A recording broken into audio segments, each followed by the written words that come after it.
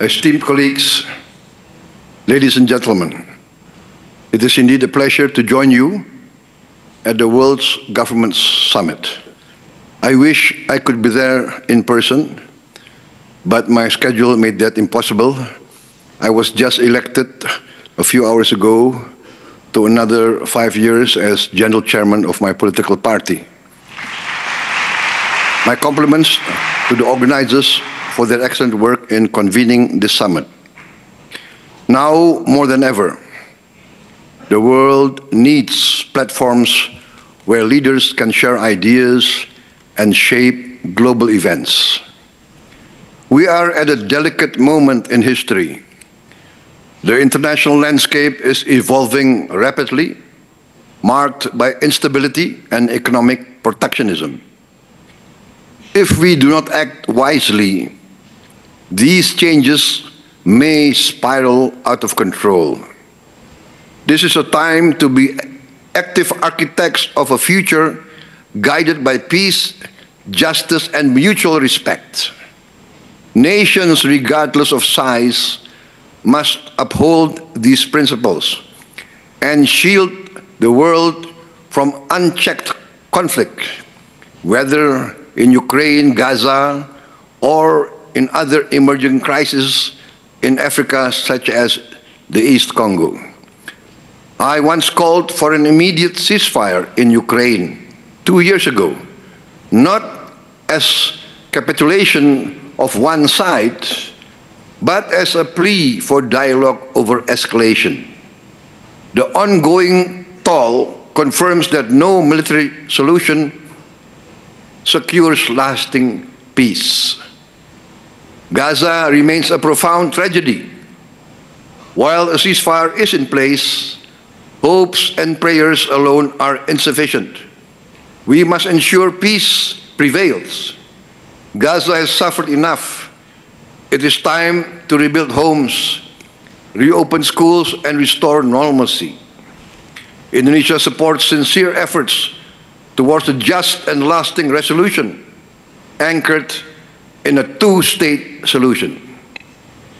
The world cannot allow the cycle of violence to persist. The crises in Ukraine, Gaza, and East Congo, and other parts of Africa reflect a broader erosion of global stability. Indonesia understands rhetoric alone is insufficient to confront these challenges. Our history, rooted in the non-aligned movement and principles of equality, self-determination, and sovereignty, compels us to pursue balanced diplomacy. We strive to listen as much as we speak, forging partnerships based on trust and mutual respect. This approach guides Indonesia's participation in many international organizations. BRICS, we also apply to join OECD, CPTPP, and the Indo-Pacific Forum, advocating for dialogue among equals rather than adversaries. It also informs our relationships with major powers like the United States of America and the People's Republic of China, while safeguarding our own independence. Moving forward, Indonesia aims to strengthen its role as a force for regional stability and development, while maintaining its position as a bridge between the global north and the global south, to promote peace, cooperation, and stability. But of course, we know that to be an effective actor on the global stage, we must keep our own house in order. We must do our own homework at home. Our international influence and our ability to contribute meaningfully to global stability are linked to our own strength, our own resilience, and the economic progress and the social welfare of our nation and our people. My administration's vision for Indonesia is clear. We want to build a modern, developed nation powered by its greatest asset, its people, and our vast natural resources. Indonesia's potential is reflected in our diversity and vast geography. Our archipelago, comprising 17,000 islands and covering nearly 2 million square kilometers, is home to more than 282 million people, a vibrant mosaic of cultures and traditions. Yet, this diversity presents challenges, ensuring that every citizen has the opportunity to thrive.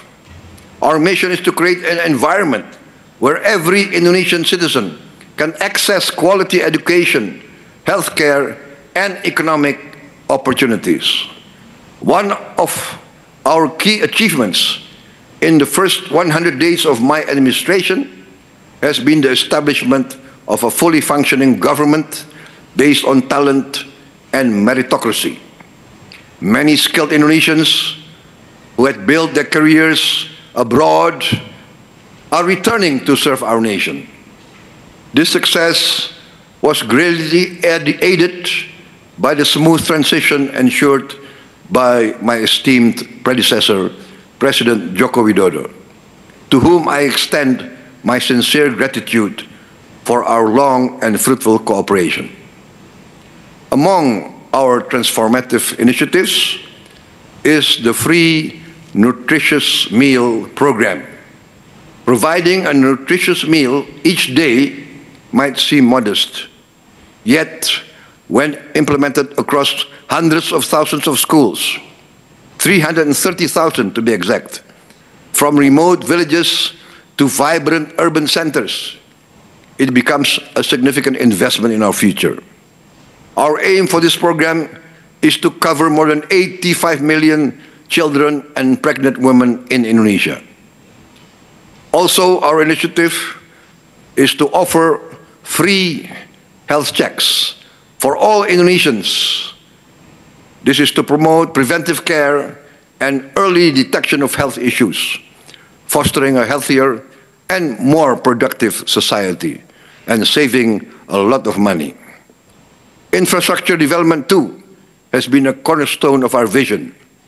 Indonesia's vast and varied geography has long isolated many communities. And to bridge these gaps, we have embarked on an ambitious program in partnership with the private sector. I'm now opening the infrastructure sector to the private sector, inviting private enterprise from foreign and domestic markets. We are building vital lifelines, roads, bridges, ports, airports, energy lines, digital networks that connect our people and stimulate local economies. Digital connectivity has received special attention too. In today's interconnected world, it is not a luxury, but a necessity. By reallocating the 6 gigahertz Wi-Fi spectrum for public use, we have effectively doubled our internet capacity. The implications are significant. A young entrepreneur in a remote village can now have the same access, the same digital resources as someone in our capital city. This ensures that every Indonesian from the remotest island to the heart of Jakarta has the same opportunity to participate in the digital economy, to learn, innovate, and prosper. Sound financial stewardship and management has been crucial to making these initiatives possible. Through careful management of state funds, we have saved more than $20 billion, equivalent to about 10% of our annual budget. These savings that were allocated to projects and programs without a clear strategy will now be used to finance more than 20 multi-billion-dollar strategic projects that will transform the country. These include investments in nickel, bauxite, copper, and other critical minerals downstream industries. At the same time, we are developing substantial petrochemical industries, as well as massive AI data centers. Additionally, we are channeling funds into projects that advance food security, aimed at turning Indonesia into a net food exporter within a few years, along with initiatives to increase protein production, support aquaculture, and develop clean and renewable energy projects, leveraging our rich mineral and renewable resources. Furthermore, we are prepared to launch Danantara Indonesia, our new sovereign wealth fund, which, according to our initial evaluation, exceeds $900 billion asset under management. This fund, which will be launched on the 24th of February this month, will invest our natural resources and state assets into sustainable high-impact projects across sectors such as renewable energy, advanced manufacturing, downstream industries, food production, etc. All these projects will contribute to achieving our committed target of 8% economic growth. At the same time, we remain resolute in our commitment to eradicate corruption and mismanagement. Our actions have proven that no one is above the law. Those once considered untouchable are now held accountable.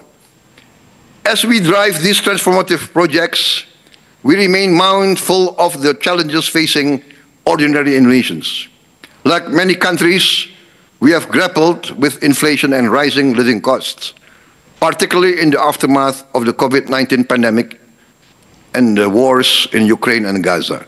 Keeping the cost of living manageable remains a top priority, for only by ensuring that every citizen enjoys a decent quality of life can we build broader support for our ambitious vision. I'm deeply proud that the Indonesian people have embraced our efforts. With an approval rating of 81% for my government in its first 100 days, a figure that dramatically transcends the percentage that voted for me in the last election. I recognize that the people of Indonesia are fully behind this agenda of strategic transformation. The trust and optimism of our citizens inspire us to press on with our work, ensuring that every Indonesian benefits from the progress we are building together. It is this shared vision and collective effort that will drive our nation forward into a future defined by peace, justice, progress, and opportunity. In closing, distinguished colleagues, let me reiterate my commitment to both national renewal and global partnership.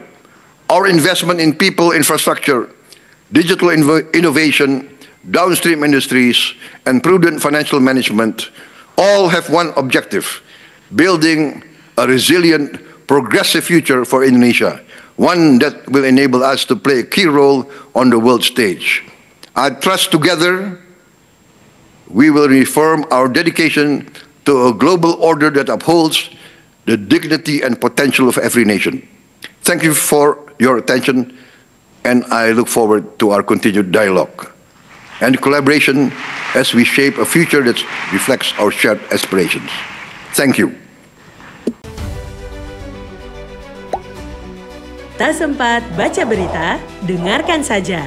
Klik text to speech di sindonews.com.